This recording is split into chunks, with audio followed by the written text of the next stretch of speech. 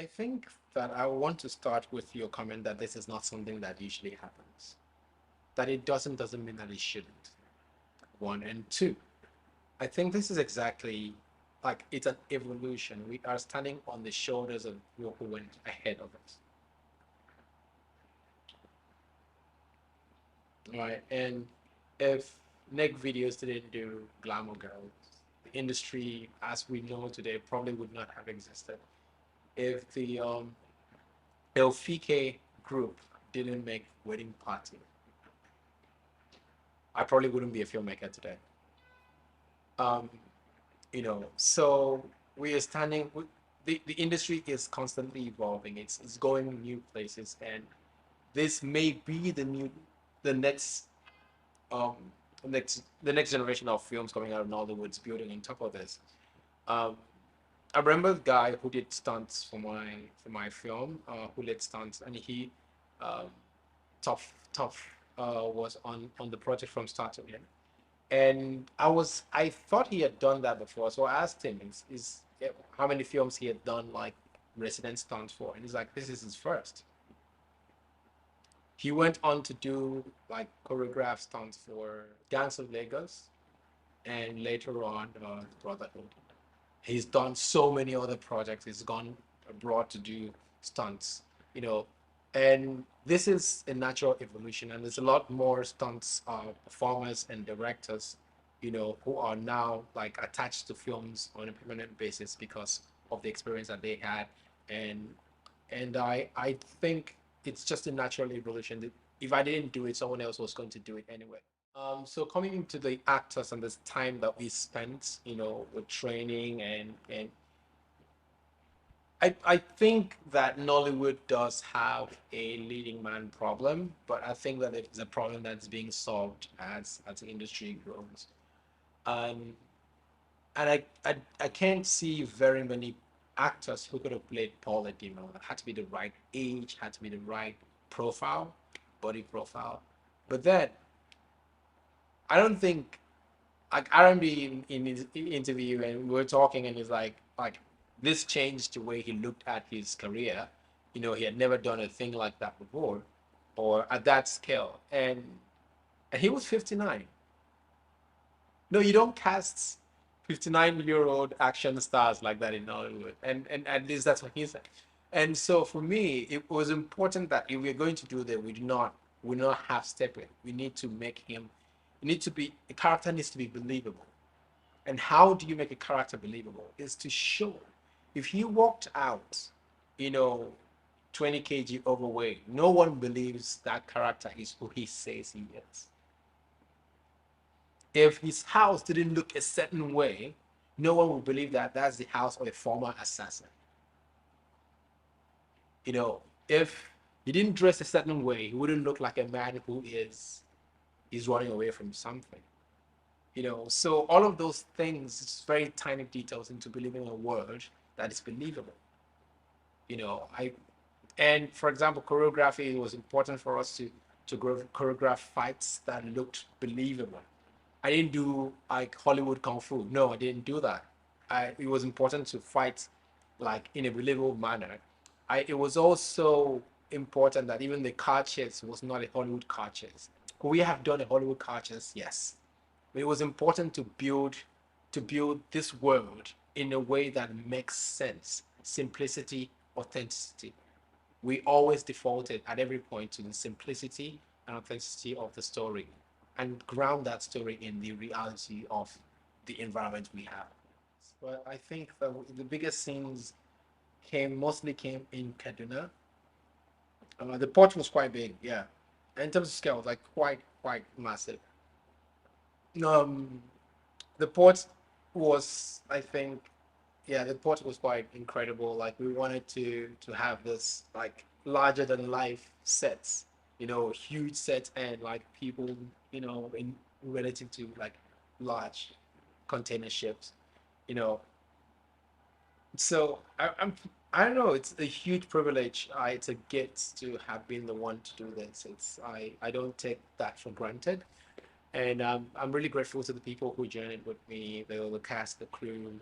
I'm really and I know this is not the question that you asked, but it's I can't I can't sit here and act like it was a thing. Oh my God, I'm such a no. It's not. Like I think that we could not have done this without without the people that we work with, and I'm so grateful. I'm so grateful for everyone.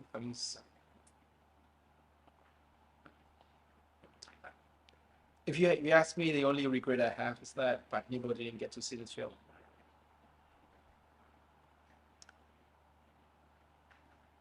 He was the kindest man. He was he was the most annoying. He was the most annoying old man. Um, and and he's such a kind man, but we used to fight all the time because he would take such he would take a sweet time. Well, like we had 38 sets. We built 38 sets, and he delivered such fantastic work. He took so much pride in his work, and then you're about to roll camera, and Fatima would like, battle 1 minute, and he runs onto the set and ponders about, and you're like, Uncle Pat, I need to shoot, and he would just ponder around, and then he comes out, and you look at what he has just done, like, okay, well, can you do that earlier next time? And sorry, director. He was such a kind man, and I remember like the first time I met with him. We met and he came here. We were talking about the film. He had read the script and he thought it was fantastic. He calls me the ocean wave. That I'm such a force of nature. He would say it all the time, and he would type it in caps. He only ever types in caps. And I was like, oh, fine, reading your text gives me toothache, you know? Anyway, so he was on the floor just drawing the entire layout of the set, and he goes home and builds that in miniature. He told me I have to give him the budget. He built the entire thing in miniature so we could start planning the camera movement and angles like months ahead. And that was such an amazing thing. I never experienced that before, and now that's what I require of my product designers. You know, so I he did that, and then there's a particular scene, Paul's house, where we had to shoot frame within a frame within a frame and an extreme frame.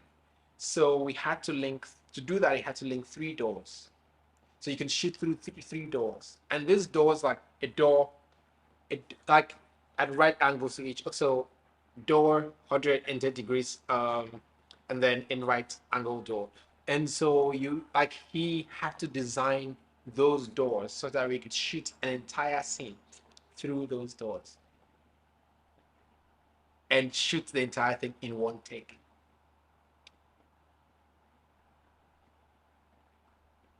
He did that. He he built that. He built that, and I could not be more grateful for having experienced his artistry, his genius. And about wherever you are, I hope you're proud.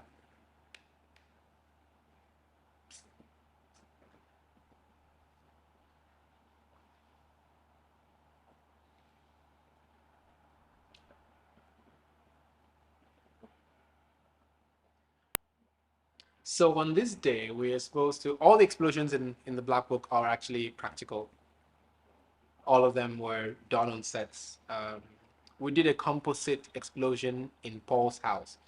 Now, the way composite is done is that you put a green screen and blow things progressively. It was in studio, and we couldn't do a big explosion in that studio at the time. But then it turns out we really actually could, because we ended up making it doing an explosion in the adjoining studio. But that's not the point.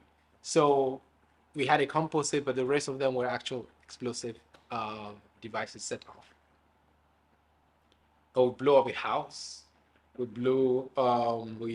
did an explosion in a stadium behind the police station in Kaduna. the police headquarters. The stadium is right behind. And well, I mean, we had permission. We had approval from the IG of police. We had everything. The army, the navy. The we had to engage with the Air Force, the DSS, prison service at a point, um, fire service. So yeah, so we had all of that. We engaged with the Kaduna State government. So we Kaduna State government, and before we did the explosion, we went on radio. So if you hear anything, like it's not nothing to panic about. So all of that is good, but this one explosion, the last one, the big one, the biggest one, you know, in the trailer, dang, dang, yeah. So to assemble that set, you know, costs minimum of 3 million. So everything had to be good on that day. Now, I'm at this point, we're like day 48, shoot day 48. We've been on set for about 3 months. People have had COVID and come back. I came in just after COVID. It's tired. The body is tired. My pictures from sets, I look like a ghost. You know, everyone's tired. Some people are not talking to me anymore. Like they're breathing through their mouth the entire time. Like they're not talking because they don't like me. It's just how much motivation can you wake up every morning and tell people, yeah, let's do it, let's do it. Eventually they're just tired. And it's the hammer time, drive, or drink water, or it just gets into your head, you know. But yeah, that's what leadership is. You just keep pushing.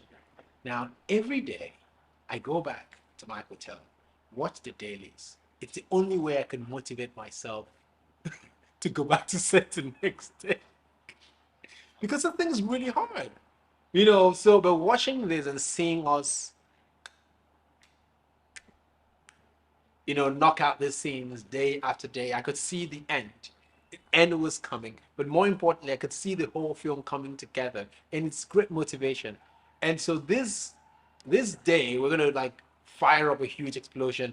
And I knew that this was the day.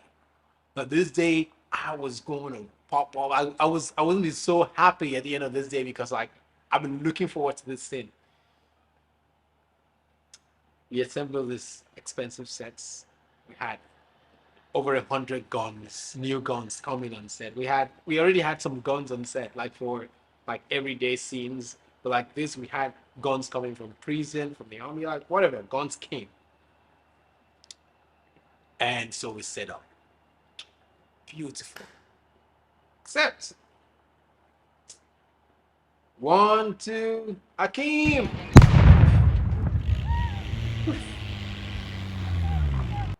Can remember that sound.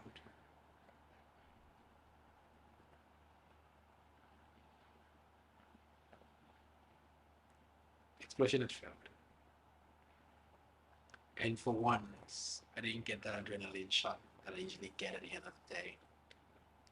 I felt I was deflated. I was deflated. I walked away. I couldn't look at anyone's face. And for once, I felt, yes, I had failed. I knew I had failed. I walked away. There was a lake beside the scene, um, the location in Kujama. I went sat there. And no one could approach me.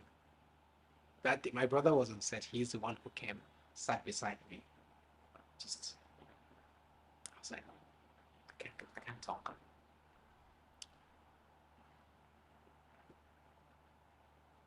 We wrapped, they wrapped. Everyone left. I was alone. Um, Joshua, my assistant Paul, my brother was there, you know, waiting by the car. I told them to leave. They're like, I can't leave. They won't leave. And then I eventually it was like, we have to leave. It's late. It's very late. It's dark. It's night. And Kujama is one of the more dangerous places in Kaduna. And so I couldn't allow them to see my face. I was quite emotional.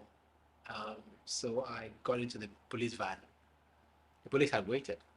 One of the police vans had waited. So I got into the police van and we're going. Silence. No one is talking. Just going.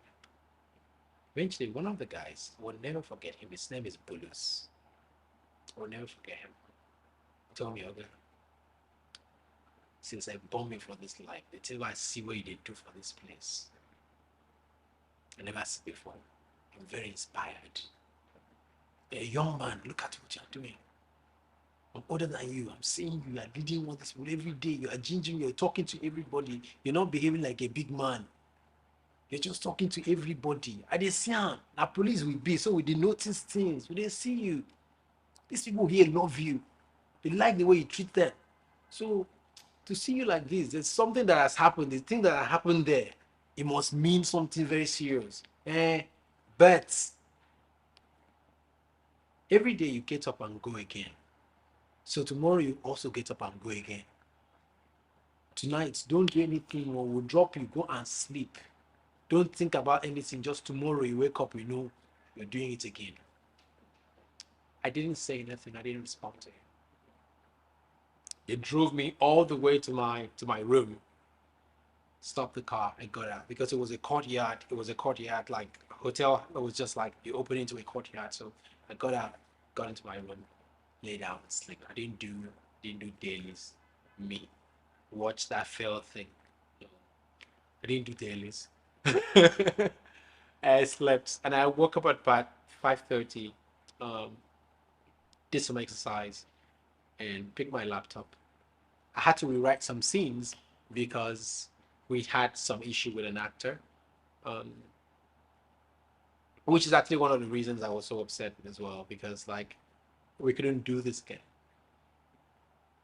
Anyway, so we got to the courtyard, sat down, did the writing for the rewrites, and I had my plan for the day. We have 13 outstanding sets for that location. 13. Usually we shot three pages or less, and for some days 3 scenes, some days like we took our time, but we had 13. How are you gonna do that? I remember sitting there in the courtyard and seeing my assistants and Joshua, my AD, walk to the my room and they stand there. Because of how the day ended, they didn't know how to knock. They didn't know if they could knock to tell me let's go. They didn't know what condition I was in. So I don't know. Like they were like, you knock. And they were like, you knock. You know, and I called Joshua and he turns around. He's shocked and they're like, I've been awake. And you know what? I have a plan for today. Today we're going to split the team into two. The second camera is going to shoot X number of scenes. The first camera is going to shoot X number of scenes. We were mostly shooting single camera anyway. So Yinka is going to do the biggest scenes. He's a DOP, and the second camera would do this other scene. And so we're going to do this. We're split the entire team. So the you being the first AD will work with the second camera. The second AD will work with the first camera, and I will rotate. Give me a motorcycle and give me a rider, okay? So an Okada man, and so I will rotate between the sets. So we'll set up the set, shoot it, and while we're shooting this is getting ready. I'll get there, direct this, we shoot, I get back, and by 5 p.m., remember this, the reason that explosion was so bad is like he couldn't shoot it the day before. He couldn't shoot it again because we waited for golden hour, and golden hour is at 6:45, and as soon as it goes, you can't shoot again. It's 7 o'clock and night falls, but it's just the perfect time to shoot it. So 5 p.m. we shot so much, and at 5 p.m. we are shooting the last 2 sets. We finished 12 sets. It was amazing, but then we still have this. Now I told him that morning, Joshua, we're gonna reassemble that set, and he looks at me like, we know how much that set costs. Like charge me, bill it to me out of my pocket. And so we assembled the set. And I got to set, I was like, Hakeem, whatever you do, This thing was not fair. Wherever you go in film, in the film industry, you don't tell like a like the pyrotechnics guys like this stuff is too small. I learned that the hard way. Because when you say it's too small, they make it too big. But Akeem says you want bigger beams like this. Yes, yes, like, of course, I got you, sir. I said, that's why you said yesterday. He said, no, sir, I got you. So, and we go sit. We set up the sets, do the training again, gun handling, walk through, and we do the scene. We run everything. Everything is good. Now, one, two, Akeem!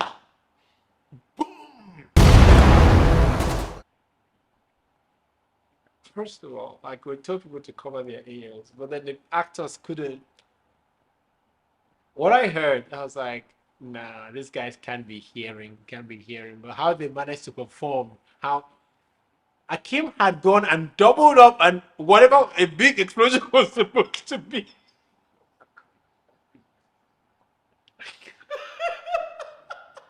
And it was so massive. But it worked, it was great, it was amazing.